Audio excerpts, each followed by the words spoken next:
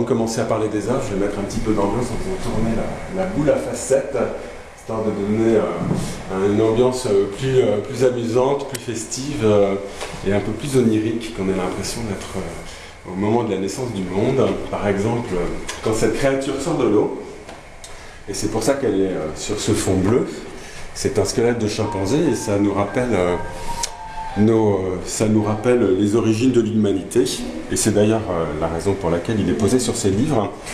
L'un de ces livres, ça s'appelle Les origines de la civilisation, et l'autre, Le monde avant la création de l'homme. Donc évidemment, ça nous met, il y a un côté assez drôle, humoristique,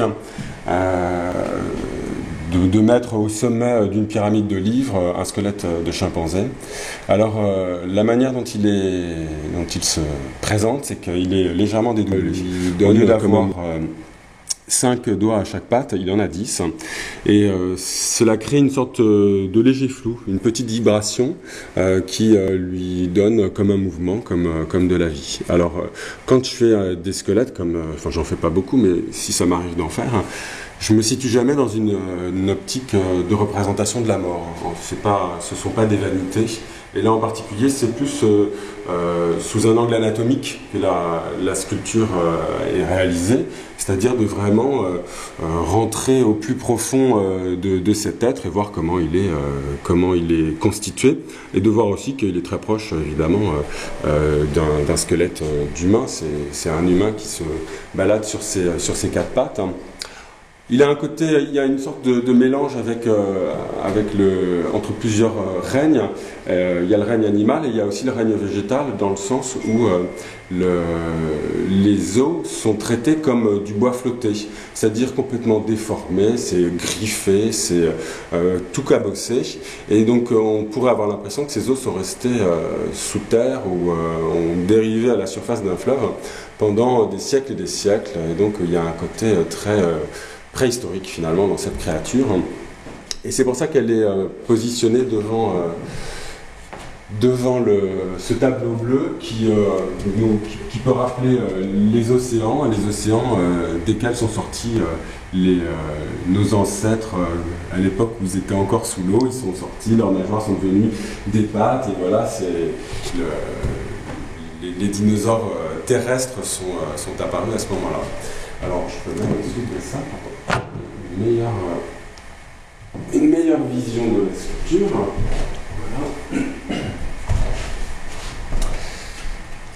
Voilà. Voilà, donc c'était un moment assez satirique, anatomique, un moment d'histoire, et puis il y a une dimension humoristique qui est évidente dans ce travail. Cette sculpture qui s'appelle H+, représente un homme, c'est un homme enceint, et la manière dont elle a été réalisée, c'est à partir de 2 modèles, un modèle masculin et son épouse qui était enceinte. Et donc du coup, son ventre à elle a servi de modèle pour son ventre à lui, et puis le reste du personnage a été modelé à partir de son mari. Voilà. Donc c'est ce que j'appelais une vision futuriste de la procréation, dans le sens où j'avais envie de représenter la vie, le sujet de la conception, mais j'avais envie de le représenter d'une manière novatrice, inattendue, telle que ça n'avait jamais été fait. Et j'ai donc pensé à ce sujet. C'est un sujet que j'avais déjà vu sous une forme anecdotique dans la presse en 2008. L'histoire de Thomas Beatty, qui est un Américain, avait été pas mal couverte par la presse. C'était une femme qui était devenue légalement un homme, mais qui avait suivi un traitement hormonal, qui avait eu une chirurgie esthétique au niveau de son buste, et qui était, dans toutes les interviews que j'avais vues, était manifestement, de manière évidente, un homme. Il parlait comme un homme, il avait l'allure d'un homme, il avait toutes les réflexions des tics d'homme, et c'était évident que c'était réellement un homme. Mais anatomique, au niveau de son génitalement, il était encore une femme. il avait conservé les organes génitaux d'une femme. Et au moment de fonder une famille avec sa femme, il a pu procréer grâce à des inséminations artificielles. Et donc, cette histoire montrait l'ambiguïté qu'il y avait dans toute la conception du genre. Qu'est-ce qu'un homme, qu'est-ce qu'une femme, qu'est-ce qu'un père, qu'est-ce qu'une mère. Et donc, ça permettait de traiter de tous ces sujets-là de manière brutale, immédiate, hein, sans donner de réponse, mais en balançant des questions qui sont très fortes dans une seule sculpture. Alors, c'est pour être encore plus fort, je considérais qu'il devait avoir aucune expression, c'est-à-dire qu'il devait être juste là, se tenir debout, avoir un ventre extrêmement proéminent et ne pas avoir d'expression. Un petit détail technique, c'est que pour suggérer le fait que c'était un homme enceint, en fait, j'ai exagéré la forme, le volume du ventre, et mon modèle qui était enceint de 8 mois et demi au moment où je l'ai moulé, ensuite m'a fait la réflexion qu'elle était beaucoup moins grosse que lui l'était, et que ça c'était en fait un personnage qui est enceint de moins 10 mois. Mais grâce à ça, on comprend tout de suite, dès qu'on le voit au premier coup d'œil, de quoi il s'agit. Voilà. C'est ça l'important dans une sculpture, enfin dans une œuvre, c'est en tout cas dans mon travail, dans ma démarche, c'est d'arriver à faire comprendre en un seul regard, en 2 secondes, de quoi il s'agit.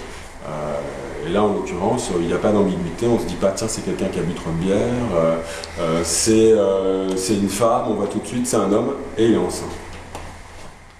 Placé devant le tourbillon qui se trouve derrière, ça lui donne, ce sont 2 œuvres qui sont indépendantes l'une de l'autre, mais le fait de les réunir, ça lui donne un côté, ça suggère l'énergie, la déflagration qui accompagne ce sujet. Cette sculpture qui représente un temple qui flotte dans l'espace et qui est taillée dans des blocs de travertin.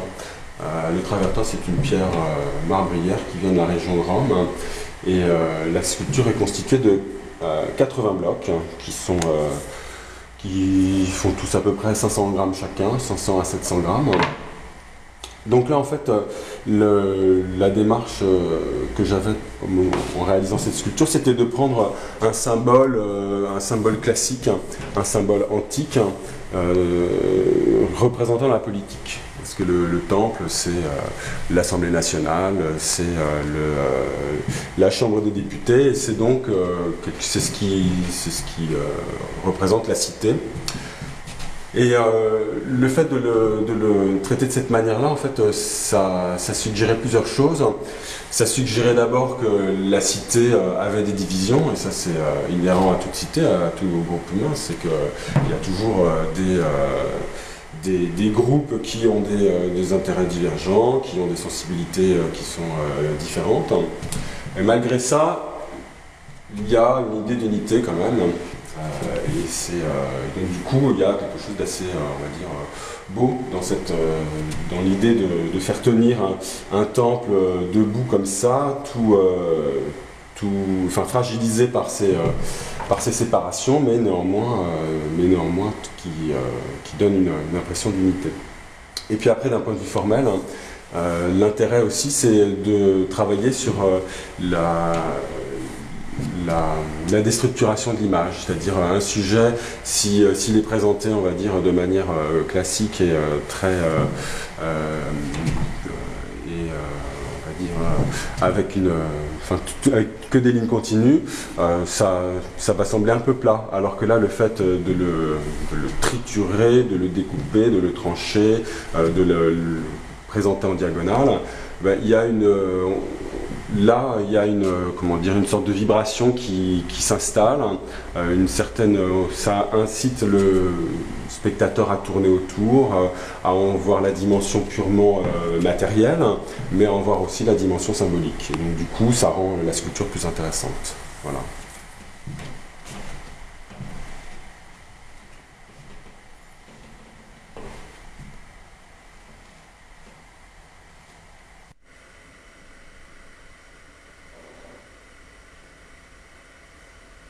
quand je travaille sur une sculpture, j'aime la rendre floue. En fait, avec la matière, la ligne de contour, elle est toujours nette. Et donc, du coup, contrairement à la photo ou à la peinture, c'est impossible techniquement de créer du flou. Et certaines matières permettent néanmoins d'y parvenir. Alors, par exemple, ce qu'on a vu avec le squelette dédoublé, ça permet de créer justement cette impression qu'on louche, hein, qu'on ne voit pas nettement la sculpture. Et ici, avec le cheval, c'est la même idée que j'ai développée. Et donc, pour éviter d'avoir une ligne de contour qui est nette, j'ai hérissé des petites mèches de silicone, et puis en sens inverse, il y en a d'autres qui partent vers le bas. Et donc ça illustre voilà, le fait de jaillir ou de dégouliner ou de ruisseler. Et donc il a un côté assez organique d'ailleurs de ce fait. Alors là, on rentre dans la chambre de l'enfant qui est né, dont le père s'appelle H+. H+ a accouché, le bébé est né, et donc là on voit ses jouets, et ces jouets ce sont aussi les nôtres. Le fait de les rendre flous, c'est comme si c'était enfoui au fond de notre mémoire et qu'on s'en souvenait pas très bien. Voilà, donc la forme, on va dire, accentue cette distanciation qu'on peut avoir avec le sujet. Et alors, pour travailler cette sculpture, j'ai fait ces deux sculptures, parce que le vélo c'est fait de la même manière. J'ai malaxé des petites boulettes de silicone pendant des heures et des heures, et j'ai positionné toutes ces mèches une à une. Et de temps en temps, j'avais des amis qui passaient ici, et donc il y avait atelier silicone. Et donc on était tous là avec nos doigts à réaliser ces mèches, et puis par la même occasion, j'ai moulé les doigts de tout le monde, et j'en ai fait une sculpture que j'ai mise sous le cheval, en mémoire, en souvenir de ces ateliers auxquels participaient d'autres personnes, et c'était des moments qui étaient assez sympas. Et puis d'un point de vue, on va dire, purement sculpture, ça crée quelque chose, disons que c'est assez inattendu, et en même temps ça a bien sa place ici, et c'est ça l'intérêt de l'avoir mis là. Il est jaune doré, donc c'est la couleur complémentaire du bleu, ça fait ressortir le bleu. Et puis en même temps, disons que on est toujours dans la même ambiance de quelque chose d'organique qui dégouline, qui suinte, ou qui, on va dire, surgit, parce que là, ce sont des doigts qui remontent à la surface. Voilà, donc on ne sait pas exactement de quoi il s'agit, mais on sent que c'est, disons que tout ça fonctionne bien ensemble. Voilà, avec une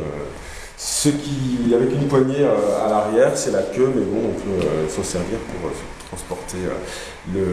transporter la sculpture. Et d'ailleurs, des poignées comme ça, j'en ai sur d'autres œuvres.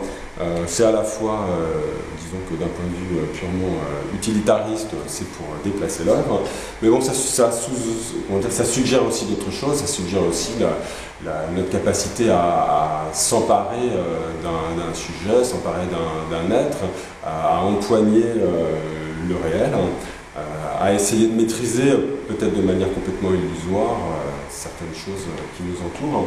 Et c'est comme ça que fonctionne l'œuvre qui est au mur. Donc c'est un tableau qui représente un gorille. Comme beaucoup de mes sculptures, il est constitué d'éléments qui sont très opposés les uns aux autres, avec des dichotomies très fortes. Ici on a un aplat de feuilles d'or, et tout ce qui l'entoure, c'est du bois brûlé. Donc on a le doré et le calciné, et donc du coup on a quelque chose de très noble, quelque chose de très brut, très, on va dire, prêt à disparaître. En même temps, ça fonctionne bien avec le sujet du gorille, hein, parce que ce noir, bon, d'abord c'est sa couleur, hein, et puis ça lui donne une force qui est celle qui caractérise cet animal qui court à toute allure, qui pèse très lourd, qui vraiment a une force herculéenne. Et du coup, la poignée qu'il a sur le dos, c'est c'est assez drôle hein, parce que ça pourrait suggérer que voilà, il suffit de l'empoigner pour le retenir, le maîtriser, le contrôler, alors qu'en fait c'est impossible. Alors ça peut être pris aussi au sens figuré parce que ça représente aussi notre propre énergie, nos propres pulsions, nos propres instincts qu'on pourrait vouloir contrôler, maîtriser. Et voilà, là encore, c'est souvent impossible. C'est aussi une œuvre que j'ai qui représente l'animal, qui représente la mainmise ou la mainmise de l'homme sur l'animal, la mainmise disons le pouvoir de l'homme sur la nature, hein, et qui du coup introduit la notion de violence, introduit la notion de guerre. Et c'est pour ça que j'ai mis ce masque à gaz devant. Donc en fait les deux fonctionnent ensemble. On peut prendre le masque et puis voir au travers pour regarder la sculpture. Il se tient debout sur une sorte de trompe, comme si c'était un éléphant ou un serpent, on va dire, qui essayait de nous charmer. Et donc ça, c'est quand j'ai fait cette sculpture, c'était il y a à peu près, c'était il y a quelques temps déjà, 2 ans peut-être. Et pour moi, c'était simplement une relique de la guerre de 14, parce qu'à l'époque des premières guerres chimiques, et du coup, je considérais vraiment comme une relique. Mais depuis, avec la guerre chimique qui a été déclenchée, enfin la guerre civile chimique déclenchée en Syrie, du coup cette sculpture elle a repris énormément d'actualité et son horreur, c'est pas une horreur d'autrefois, une horreur oubliée, c'est une horreur toujours actuelle. Alors pour le flou, pour ajouter un peu de flou sur cette sculpture, mais aussi lui donner un sens différent, j'ai planté ces aiguilles d'acupuncture comme pour guérir cette violence, comme pour l'exorciser, et puis en même temps ça la rattache, je trouve, à l'univers des masques africains, qui sont des représentations de l'esprit, l'esprit parfois on va dire, complètement sauvage, violent, sur lequel on essaye de récupérer un contrôle. Voilà. Donc, du coup, il part dans plein de directions différentes. Hein. Et ça encore, c'est assez récurrent dans mon travail. J'aime la polysémie. J'aime qu'une œuvre ait plusieurs sens. Et j'aime que ces sens soient suggérés, on va dire, de manière très légère, mais que cela permette à celui qui regarde on va dire, surfer dans une direction ou une autre, et que son imagination soit sollicitée pour partir dans plein de directions.